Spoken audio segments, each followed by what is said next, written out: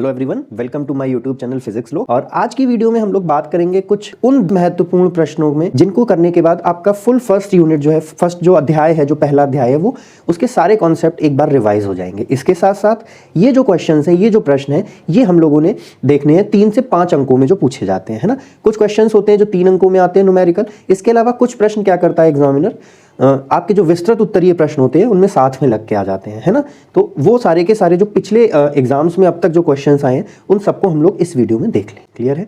तो आज स्टार्ट करते हैं हम लोग अपना पहला वेरी बेसिक क्वेश्चन, जो कि एक बहुत बेसिक और कॉन्सेप्चुअल क्वेश्चन है। तो जिन भी स्टूडेंट्स ने ध्यान से पढ़ाई नहीं की है तो वो 80 to 85 स्टूडेंट्स इस क्वेश्चन में गलती करने ही वाले हैं। जबकि क्वेश्चन बहुत आसान है, देखने में बड़ा आसान लगता है, पर जब आप करोगे तो इसका जो बी पार्ट होगा वो गलत हो जाएगा। क्लियर है? तो आइए स्टार्ट करते हैं अपना पहला क्वेश्चन। और वो पहला क्वेश्चन क्या है, एक समरूप वैद्युत क्षेत्र E इज इक्वल टू 5 × 10⁻³ दिशा उसकी क्या है, आई कैप, मतलब कि एक्स एक्सिस में निर्गत है, न्यूटन पर कूलाम उसका मात्रक है, में एक 10 सेंटीमीटर भुजा वाला वर्गाकार समतल पृष्ठ जो कि YZ तल के समांतर स्थित है। क्लियर है?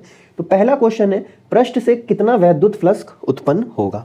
ठीक है, तो यहाँ पे हालांकि फिगर की कोई ज़रूरत नहीं है, पर अगर आप फिगर बना लोगे तो बहुत आसानी से क्वेश्चन को सॉल्व कर पाओगे। देखो स्टार्ट करते हैं। तो हम लोगों को क्या गिवन है, यहाँ पे हम लोगों को गिवन है E, the value of E का जो मान है वो कितना है, 5 × 10⁻³ और जो इसकी दिशा है वो x दिशा में है, मात्रक न्यूटन पर कूलाम। क्लियर है? इसके अलावा जो हमें वर्ग दिया हुआ है ना, तो वर्गाकार समतल पृष्ठ, है ना, और वो समतल पृष्ठ जो है उसकी जो भुजा है वो कितनी दी है हमें, 10 सेंटीमीटर। क्लियर है यहाँ पे? तो देखो, अगर इस वर्गाकार समतल पृष्ठ का अगर हम क्षेत्रफल निकालें वो कितना हो जाएगा, वर्ग का जो क्षेत्रफल होता है वो भुजा का स्क्वायर होता है ना। तो हम इसको क्या लिख देंगे, 10 × 10 सेंटीमीटर स्क्वायर। तो ये कितना हो जाएगा, 100 सेंटीमीटर स्क्वायर। क्लियर है? और जब हम इसे मीटर स्क्वायर में कन्वर्ट करेंगे तो क्या करना पड़ेगा हमें, 10⁻⁻4 से मल्टीप्लाई करना पड़ेगा, क्योंकि 1 सेंटीमीटर में 10⁻⁻2 मीटर होते हैं। क्लियर है? तो जब आप इसे सॉल्व करेंगे तो ये क्या बन जाएगा, 10⁻⁻2 मीटर स्क्वायर। देखो क्षेत्रफल हमें क्यों निकालना पड़ा, क्योंकि क्वेश्चन में हमसे क्या पूछा है उसने कि कितना वैद्युत फ्लक्स उत्पन्न होगा। क्लियर है? और जो वैद्युत फ्लक्स निकालने का तरीका है उसका जो फॉर्मूला है वो क्या है, इसको हम रिप्रेजेंट करते हैं फाई से, है ना। इसको किससे सूचित किया जाता है, फाई से। और इसकी वैल्यू जो होती है वो किसके बराबर होती है, E.A के। ठीक है, जहां पे E क्या है, वैद्युत क्षेत्र की तीव्रता, और इसके साथ साथ A क्या है, हमारा क्षेत्रफल की जो वैल्यू है वो कितनी है। क्लियर है? तो अब देखो यहां तक हमें गिवन है। तो पहली कंडीशन क्या है, पहली कंडीशन है कि वर्गाकार समतल पृष्ठ YZ तल के समांतर स्थित है। ध्यान से देखो, यहाँ पे मैंने क्या किया, मैंने 3 एक्सिस बनाए। अगर ये मेरी x एक्सिस है, ये y एक्सिस है और ये z एक्सिस है। क्लियर है? तो देखो YZ प्लेन कौन सा होगा इसमें, है ना। YZ प्लेन कौन सा होगा, YZ प्लेन होगा जिसमें y वेरी करे और z वेरी करे। क्लियर? तो देखो यहाँ पे अगर खड़े हो जाओ तुम तो y में वेरी करा है और z में वेरी करा है, तो हमारा जो YZ प्लेन है वो कौन सा निकला, वो निकला ये डॉटेड लाइन और ये वाला पार्ट। क्लियर है? तो वो कौन सा हो गया, YZ प्लेन हो गया। अब इसी के समांतर में हमारे पास जो हमारा जो वर्गाकार पृष्ठ है वो रखा हुआ है। तो अगर हम इसी के समांतर हमने बनाया तो कैसे ड्रॉ करेंगे, कुछ इस। क्लियर है? समझ आ रही है बात? अब ये एग्जैक्टली अगर समांतर में है, समांतर रखा हुआ है, तो उस केस में क्या होगा, इसका जो एरिया वेक्टर होगा, है ना, इसका जो क्षेत्रफल की जो दिशा होगी वो किधर होगी, वो भी x दिशा में होगी। क्यों? क्योंकि जो प्लेन है वो अगर अगर वो YZ प्लेन में है तो YZ प्लेन के परपेंडिकुलर डायरेक्शन होगी। क्लियर है? और यहाँ पे एक चीज और, इलेक्ट्रिक फील्ड की जो दिशा है वो क्या है, I मतलब x डायरेक्शन में। तो हमने कैसे बनाई, इलेक्ट्रिक फील्ड लाइंस ऐसे चली, इससे निकल गई, है ना। तो ये जो डायरेक्शन है, यही जो डायरेक्शन है वो किसकी है, ये यही दिशा जो है इलेक्ट्रिक फील्ड की भी है। क्लियर है? तो यहाँ पे तुम एकदम ध्यान से देखो कि इलेक्ट्रिक फील्ड अर्थात विद्युत क्षेत्र की तीव्रता एवं जो क्षेत्रफल है उसके बीच बनने वाला जो एंगल है, जो कोण है, वो कितना है, दोनों एक ही दिशा में है। तो इनके बीच का थीटा क्या हो जाएगा, अगर उस कोण को हम लोग थीटा से रिप्रेजेंट कर दें तो यहाँ पे थीटा कितना हो जाएगा, 0 डिग्री, है ना। और देखो जब भी हम लोग दो वेक्टर का डॉट प्रोडक्ट लेते हैं तो वो डॉट प्रोडक्ट कैसे ओपन होता है, cos थीटा के साथ। क्लियर है? यहाँ तो अब देखिए, यहाँ पे हम लोग देख लेते हैं कि जो पहली कंडीशन है उस केस में हमारा फ्लक्स कितना हो जाएगा, इलेक्ट्रिक फील्ड की वैल्यू क्या हो जाएगी, 5 × 10⁻³ क्लियर है? इसका मैग्नीट्यूड कितना हो गया, इसका परिमाण कितना हो गया, 5 × 10⁻3। यही यहाँ पे लिखा है, परिमाण A का, परिमाण E का और cos थीटा, इन सबका मल्टीप्लिकेशन। क्लियर हो गया। इसका किसके साथ मल्टीप्लिकेशन होगा? एरिया के साथ। और इस एरिया की जो हमने वैल्यू निकाली, परिमाण निकाला, वो कितना निकाला? 10 की पावर -2। क्लियर है यहाँ पे। इसके साथ साथ एक टर्म और आएगा cos थीटा, और थीटा की वैल्यू कितनी है? 0। तो जब आप cos 0 की वैल्यू रखोगे तो ये 1 हो जाएगी, और इसकी जो टोटल वैल्यू आएगी प्लस की, वो कितनी आ जाएगी? 5 × 10⁻³ × 10⁻²। 3 और -2 1 हो जाएगा, तो इसकी जो वैल्यू हो जाएगी 5 की वैल्यू आ जाएगी 5। क्लियर है। अब यहाँ पे एक बहुत इंपॉर्टेंट चीज है, इसका मात्रक क्या होगा, है ना। तो हम लोगों ने पिछले वीडियोस में भी देखा है कि फ्लक्स का मात्रक क्या होता है? न्यूटन मीटर स्क्वायर पर कूलाम होता है। देखो वो तुम यहां से भी डायरेक्टली देख सकते हो कि इलेक्ट्रिक फील्ड का मात्रक इनटू एरिया का मात्रक, है ना। इलेक्ट्रिक फील्ड का मात्रक न्यूटन पर कूलाम, और एरिया का मात्रक, क्षेत्रफल का मात्रक मीटर स्क्वायर। तो यहाँ क्या हो जाएगा इसका मात्रक? न्यूटन इनटू मीटर स्क्वायर पर कूलाम। क्लियर है। तो ये कौन सी कंडीशन है? जब मेरा जो वर्गाकार पृष्ठ है वो YZ प्लेन के एकदम समांतर है, और इलेक्ट्रिक फील्ड की जो डायरेक्शन है वो X डायरेक्शन। क्लियर है। तो जो इलेक्ट्रिक फील्ड लाइंस होंगी वो हमारे पृष्ठ को क्रॉस करते हुए निकलेंगी। क्लियर है। दूसरा जो है, दूसरी चीज क्या है? यदि पृष्ठ का तल X अक्ष की दिशा से 30 डिग्री का कोण बनाता है, तब वैद्युत फ्लक्स क्या होगा? तो देखिए, हम में से 70 to 80% स्टूडेंट्स क्या गलती करेंगे, हम लोग बिना दिमाग लगाए सीधे थीटा की वैल्यू क्या करते हैं? 30 रख देंगे, और यहीं पे हमारा क्वेश्चन जो होगा वो गलत हो जाएगा। क्लियर है। तो आइए अब दूसरे पार्ट की तरफ चलते हैं। दूसरे पार्ट में उसने लिखा, पृष्ठ से कितना वैद्युत फ्लक्स उत्पन्न होगा यदि पृष्ठ का तल X अक्ष की दिशा से 30 डिग्री का कोण बनाता है ना। तो देखो, अगर ये मेरा वर्गाकार पृष्ठ है और X एक्सिस से अगर ये 30 डिग्री पे झुक जाए, क्लियर है, अगर ये जो है ये अगर 30 डिग्री पे झुक जाएगा, तो उस केस में क्या होगा? जो एरिया का जो दिशा होगी, जो हमारे वर्गाकार पृष्ठ का जो क्षेत्रफल होगा, उसकी दिशा किधर होगी? उसकी दिशा नीचे की तरफ किसी एंगल पे मुड़ जाएगी। देखो यहाँ फिगर में समझने की कोशिश कर, यही फिगर मैंने टिल्ट करके बना दिया अगर, तो क्या हुआ कि जो पृष्ठ था, पृष्ठ कितने पे एंगल पे है?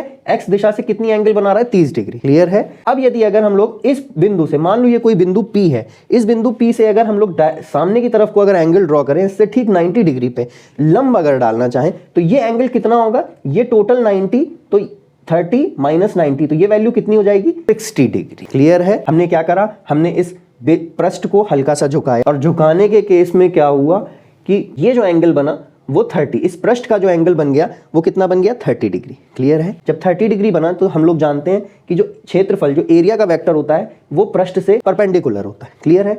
अब जब इसी पृष्ठ से, झुके हुए पृष्ठ से हम जब परपेंडिकुलर ड्रॉ करेंगे, तो वो कितना एंगल बनाएगा? X एक्सिस से 60 डिग्री में। तो पृष्ठ के एरिया वेक्टर का पृष्ठ के क्षेत्रफल की दिशा जो होती है, उसका X एक्सिस से जो एंगल है वो कितना होगा? 60 डिग्री, जबकि जो पृष्ठ है उसका एंगल 30 डिग्री। यहां तक क्लियर है। तो देखो, जो दूसरे केस में क्या होगा? दूसरे केस में हमारा जो थीटा हो जाएगा वो कितना हो जाएगा? 60 डिग्री। क्लियर है। तो अब देखो, अगर हम लोग यहाँ पे कैलकुलेट करें अपना फ्लक्स, तो E की वैल्यू कितनी हो गई?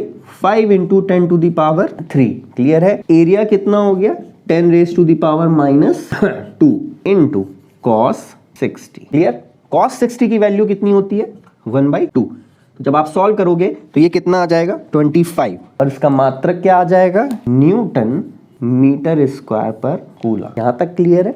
तो देखो, इस क्वेश्चन से हमने क्या सीखा कि जब भी इलेक्ट्रिक फील्ड की दिशा में अगर 90 डिग्री पर लंबवत अगर कोई पृष्ठ है, ठीक है, तो उस केस में जो वैद्युत फ्लक्स होगा वो मैक्सिमम होगा, और जैसे ही हमने तल को हल्का सा झुकाना शुरू करा, तो मेरे फ्लक्स की वैल्यू में क्या अंतर आना शुरू हुआ? वो कम होने लगा। क्लियर है। और जब ये एकदम ऐसे करते करते करते करते अगर हमने सेम डायरेक्शन में रख दिया, तो उस दिशा के केस में क्या होगा?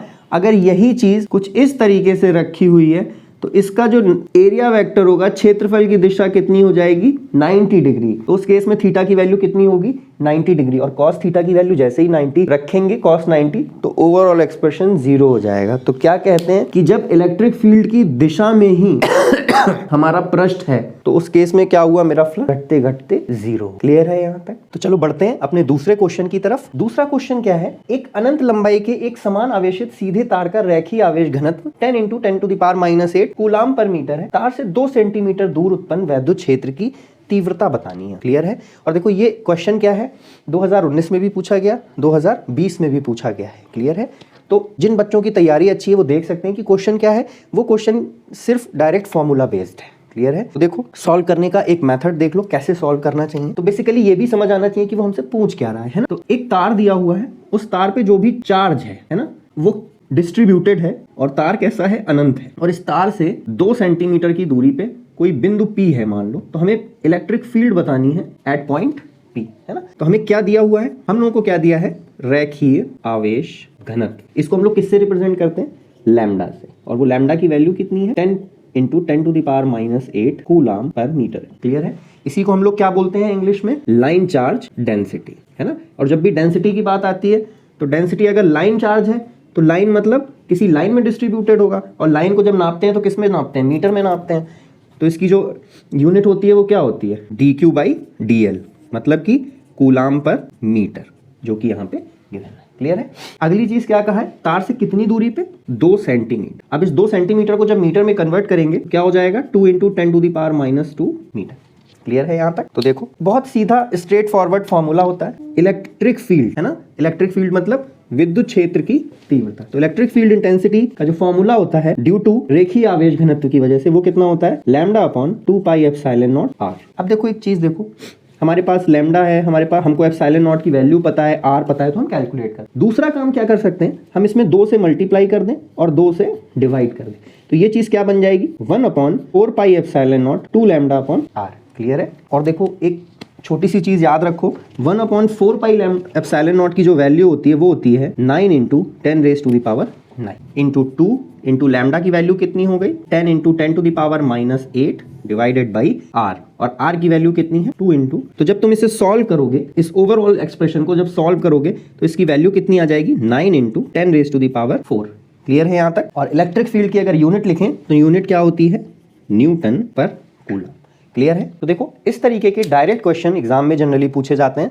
तो एक वीडियो अभी सारे फॉर्मूलाज पे आएगा फर्स्ट यूनिट के, तो उसको जरूर देखें ध्यान से, जिससे कि एग्जाम टाइम में आप फटाफट अपने सूत्रों को रिवाइज कर सकें। तो चलते हैं अपने अगले क्वेश्चन की तरफ। और अगला क्वेश्चन क्या है, अगले क्वेश्चन में हम लोगों को क्या दिया हुआ है, भुजा ए वाले वर्ग के चारों कोनों पर अर्थात ए, बी और सी, डी में से प्रत्येक पर एक चार्ज अर्थात आवेश क्यू रखा गया है। बिंदु डी पर रखे आवेश पर लगने वाला बल ज्ञात करना है ना। तो ये क्वेश्चन की इंपॉर्टेंस क्या है कि ये 2018 और 2019 में लगातार क्वेश्चन पूछा गया है। इस टाइप के क्वेश्चन फ्रीक्वेंटली पूछे जाते हैं। तो एग्जाम में जाने से पहले इन क्वेश्चंस को एक बार जरूर प्रैक्टिस कर लें। क्वेश्चन का फिगर मैंने इधर लेफ्ट हैंड पे ड्रॉ किया हुआ है कि अगर ए, बी, सी और डी इसके 4 कॉर्नर हैं और चारों कॉर्नर पे जो चार्ज रखा हुआ है दैट चार्ज इज कितना है, +q +q +q +q। Clear है। अब इस पॉइंट डी पे जो चार्ज रखा हुआ है, इस डी पे लगने वाला हम लोगों को फोर्स निकालना है। क्लियर है। अब वर्ग है तो जाहिर सी बात है, इसका अगर लेंथ a है तो इसका भी लेंथ क्या होगा, a होगा। क्लियर है। और वर्ग के केस में हम लोग जानते हैं कि वर्ग के जो विकर्ण होते हैं एक दूसरे को बाइसेक्ट करते हैं, है ना। अगर बाइसेक्ट करते हैं तो उस केस में हम लोग ये बात जानते हैं कि ये जो डिस्टेंस होगी, ये जो थर्ड डिस्टेंस है, अगर ये a है, ये a है, तो ये कितनी हो जाएगी पाइथागोरस प्रमेय से। तो देखो सपोज करो a की वजह से इस पॉइंट d पे लगने वाला जो फोर्स है, मान लेते हैं वो फोर्स क्या है, F1। और अब F1 की वैल्यू लिखते हैं। अगर हम लोग F1 की वैल्यू लिखें तो वो कितनी हो जाएगी, 1/4πε0 q × q/a²। सॉल्व कर लेते हैं, 1/4πε0 q² क्लियर है। ये हो गई क्वेश्चन नंबर 1। सिमिलरली अगर हम लोग F2 फोर्स क्या मान लें, C की वजह से इस Q पे जो लगने वाला फोर्स है वो कितना है, F2 है। और उस F2 फोर्स की वैल्यू क्या हो जाएगी, सेम हो जाएगी 1/4πε0 q × q/a²। That is 1/4πε0 q²/a²। यहाँ तक क्लियर है। अब देखो क्योंकि ये दोनों के दोनों फोर्सेस एक दूसरे से, एक फोर्स का डायरेक्शन इस तरीके से है, एक का इस तरीके से, तो अगर हम लोग रिजल्टेंट खींचना चाहें तो रिजल्टेंट किस डायरेक्शन में होगा, रिजल्टेंट को मान लो हमने FR से रिप्रेजेंट किया। क्लियर है। वो जो FR होगा वो किस तरफ होगा, इस डायरेक्शन में होगा। अब हमारे पास एक फोर्स और कैलकुलेट करना है, वो किसकी वजह से है, वो B पे रखे हुए चार्ज की वजह से D पे रखे हुए चार्ज पर। ठीक है। तो सपोज करो हमने वो फोर्स मान लिया F3 जो कि in the same direction as FR, है ना। तो देखो अब तुम अगर F3 की वैल्यू लिखना शुरू करो तो F3 की वैल्यू क्या हो जाएगी, 1/4πε0 q²/a√2 का होल स्क्वायर। यहाँ तक क्लियर है। a√2 क्यों, क्योंकि यहाँ से लेके यहाँ तक की जो डिस्टेंस होगी वो कितनी होगी, a√2। क्लियर है। अब देखो जो टोटल फोर्स आएगा, जो F टोटल सपोज करो हमने T से रिप्रेजेंट किया, तो वो क्या आ जाएगा, वो आएगा FR + F3। क्लियर है। और दो वेक्टर्स का अगर हमें मैग्नीट्यूड का सम लेना हो तो वो क्या होता है, देखो F1 इस डायरेक्शन में और F2 इस डायरेक्शन में। क्लियर है? तो जो एफ आर होगा वो क्या होगा, under root F1 square plus under F2 square. Clear है? यहाँ तक क्लियर है? क्यों? क्योंकि जब भी दो वेक्टर्स के हम लोग मैग्नीट्यूड की बात करते हैं तो वो क्या होता है, वो F1 स्क्वायर और वो F2 स्क्वायर होता है, अंडर रूट। ये कैसे लिखा, देखो समझो बात को। अगर ये डायरेक्शन x है और ये डायरेक्शन y है, क्लियर है? तो देखो F1 की जो डायरेक्शन है वो क्या है, मान लो F1 इंटू ax है ना। आप लोग क्या लेते हो, आई कैप ले लो, फॉर एग्जाम्पल आई कैप ले लो, है ना। C की वजह से जो फोर्स लग रहा है वो किस डायरेक्शन में है, जे कैप डायरेक्शन में है। रिजल्टेंट कुछ क्या आएगा, रिजल्टेंट आएगा कुछ capital A into ax plus capital B into ay, है ना। या ऐसे कह सकते हैं आई कैप प्लस B जे कैप। क्लियर है? अब यदि अगर हम लोग इसके मैग्नीट्यूड की बात करें तो वो मैग्नीट्यूड क्या हो जाएगा, a square plus b square. Clear है? तो वही चीज हम लोग यहाँ कर रहे हैं। तो अब हम क्या करते हैं, एक स्टेप में पहले एफ आर कैलकुलेट कर लेते हैं। क्लियर है? अब जब आप एफ आर कैलकुलेट करोगे तो हमें क्या चाहिए, एफ आर में अंडर रूट F1 का स्क्वायर, मतलब कि इस वाले टर्म का, ठीक है, प्लस F2 स्क्वायर। F2 की वैल्यू क्या हो जाएगी, 1/4 pi epsilon not Q square upon A square. यहाँ तक क्लियर है? अब देखो ये और ये चीजें जो सेम लिखी हुई है ना, अगर ये सेम लिखा है तो इसको क्या लिख देंगे, ट्वाइस टाइम्स दिस वैल्यू, और क्योंकि स्क्वायर लगाए तो ये बाहर आ जाएगा, तो इसकी वैल्यू क्या हो जाएगी, अंदर क्या बचेगा, under root 2 1/4 pi epsilon not Q square upon A square. Clear है? और इसका समेशन इस F3 के साथ हमें क्या दे देगा, फाइनल रिजल्ट दे देगा। क्लियर है? तो ये क्वेश्चन कैसे हैं, ये क्वेश्चन 3 मार्क्स के हैं एंड 5 मार्क्स के हैं। क्लियर है? कहीं पे ये 3 मार्क्स में पूछे जाते हैं, कहीं पे 5 मार्क्स में। तो आज के जो भी लेक्चर में हम लोग क्वेश्चंस कर रहे हैं वो लॉन्ग क्वेश्चन कर रहे हैं अपने फर्स्ट यूनिट से रिलेटेड। क्लियर है यहाँ तक? तो आइए बढ़ते हैं अपने अगले क्वेश्चन की तरफ। और अगले क्वेश्चन में हमें क्या दिया हुआ, 2 बिंदु आवेश दिए हुए हैं, पॉइंट चार्ज 5 × 10⁻⁹ कूलाम एवं इतने कूलाम का, और दोनों कितनी दूरी पे रखे हैं, 1 मीटर की दूरी पे। दोनों आवेश को जोड़ने वाली लाइन रेखा के किस बिंदु पर विद्युत क्षेत्र की तीव्रता 0 होगी, है ना। हमें क्या बताना है, देखो समझो क्वेश्चन को एक बार। मान लो ये पॉइंट A है, ये पॉइंट B है ना। तो इस प्रकार के क्वेश्चनों में क्या लिखना होता है, लिखना होगा माना कि पहला आवेश 5 × 10⁻⁹ A पे स्थित है, एवं जो दूसरा आवेश है वो कहाँ पे है, B पॉइंट पे है, 10 × 10⁻⁹। इन दोनों को जोड़ने वाली जो रेखा है उसकी जो दूरी है वो कितनी है, वो दूरी है 1 मीटर माना, है ना। अब हमें क्या बताना है, दोनों आवेशों को जोड़ने वाली रेखा के किस बिंदु पर विद्युत क्षेत्र की तीव्रता 0 होगी, है ना। तो मान लेते हैं कि पॉइंट O पे जो विद्युत क्षेत्र की तीव्रता है वो 0 होगी, है ना। और वो पॉइंट O जो है, वो पॉइंट O सपोज कर लो हमने मान लिया यहाँ पे है ना। और उस पॉइंट O की जो दूरी है वो A सिरे से कितनी है, मान लिया हमने, वो दूरी जो है वो x है। अतः B से जो दूरी होगी वो कितनी हो जाएगी, 1 - x हो जाएगी। इतना आपको लिखना पड़ेगा लैंग्वेज में। क्लियर है? इसके बाद हम कहेंगे पॉइंट चार्ज A की वजह से O पे लगने वाला जो इलेक्ट्रिक फील्ड है उसकी डायरेक्शन किधर होगी, उसकी डायरेक्शन कुछ इस तरीके से है। और माना B की वजह से जो लगने वाला इलेक्ट्रिक फील्ड है वो इस डायरेक्शन में। तो A की वजह से जो फील्ड लग रहा है मान लिया हमने वो E1 है, और B की वजह से जो इलेक्ट्रिक फील्ड लग रहा है वो क्या है, E2 है। अब जैसा कि हम लोग जानते हैं, जो लैंग्वेज में बोल रहा हूँ ये आपको एग्जाम में लिखनी पड़ेगी। जैसा कि हम लोग जानते हैं electric field 1/4 pi epsilon not Q upon R square. Clear? इस सूत्र का प्रयोग करते हुए अतः E1 की वैल्यू क्या हो जाएगी, पॉइंट O पे A की वजह से जो फोर्स लगेगा, जो इलेक्ट्रिक फील्ड लगेगी उसकी वैल्यू क्या हो जाएगी, वो हो जाएगी 1/4 पाई एप्सिलॉन नॉट A की वजह से। तो हमने मान लिया A पे जो चार्ज था वो क्या था, 5 × 10⁻⁹। तो लिख देते हैं यहाँ पे 5 × 10⁻⁹ अपॉन x स्क्वायर।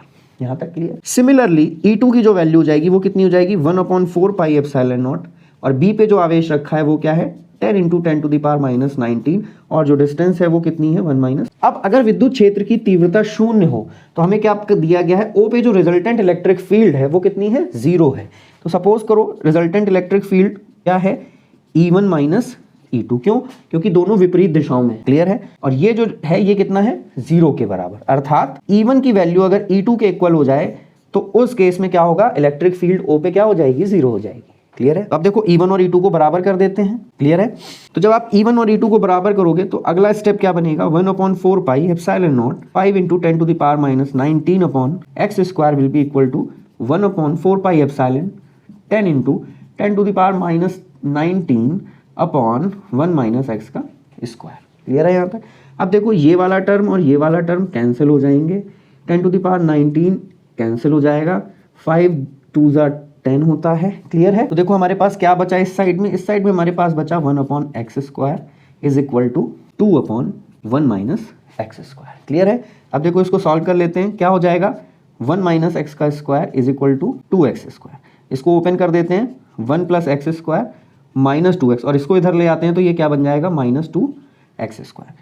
ये माइनस 2 है, ये प्लस 2 है, तो क्या बनेगा total, minus x square minus 2x plus 1। Minus common ले लेते हैं तो ये क्वाड्रेटिक इक्वेशन क्या बन जाएगी, x square plus 2x minus 1 is equal to 0।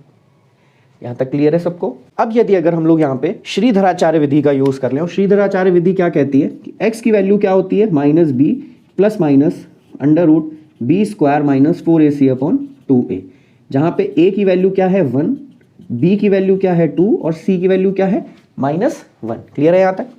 अब देखो x की क्या वैल्यू आ जाएगी, b की जगह हमने वैल्यू रख दी, b का स्क्वायर 4 माइनस 4 इंटू a की वैल्यू 1, c की वैल्यू माइनस 1 अपॉन 2, तो ये क्या बन जाएगा, माइनस 2 प्लस माइनस 4 और 4 8 अपॉन 2।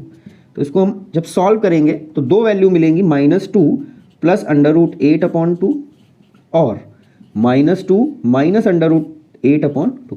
और जब आप इसको सॉल्व करेंगे तो इनके जो मान आएंगे वो मान आएंगे 0.414 और 2.414, जिसमें कि ये जो मान है ये दोनों नेगेटिव साइन है, इसलिए ये नेगेटिव वैल्यू।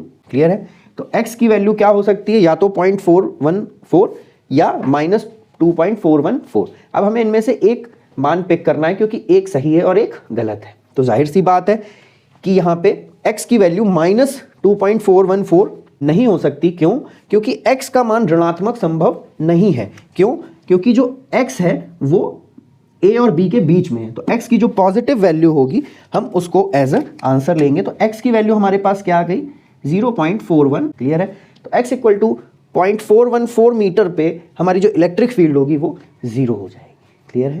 देखिए सेम क्वेश्चन आता है जिसमें वो ये पूछता है कि ये संतुलन में रहेगा या नहीं, है ना। और संतुलन के लिए हम लोग जनरली क्या यूज कर लेते हैं, संतुलन के लिए हम लोग उस समय यहाँ पे फोर्स कैलकुलेट करेंगे कि चार्ज A की वजह से O पे कितना फोर्स लगेगा, चार्ज B की वजह से कितना फोर्स लगेगा, और उन फोर्सेस को अगर इक्वल कर देंगे तो संतुलन की स्थिति आ जाएगी। सिंपल सी चीज है। क्या चीज बदलेगी उस केस में, सिर्फ E की जगह हम लोग F का फॉर्मूला यूज कर लेंगे। क्लियर है।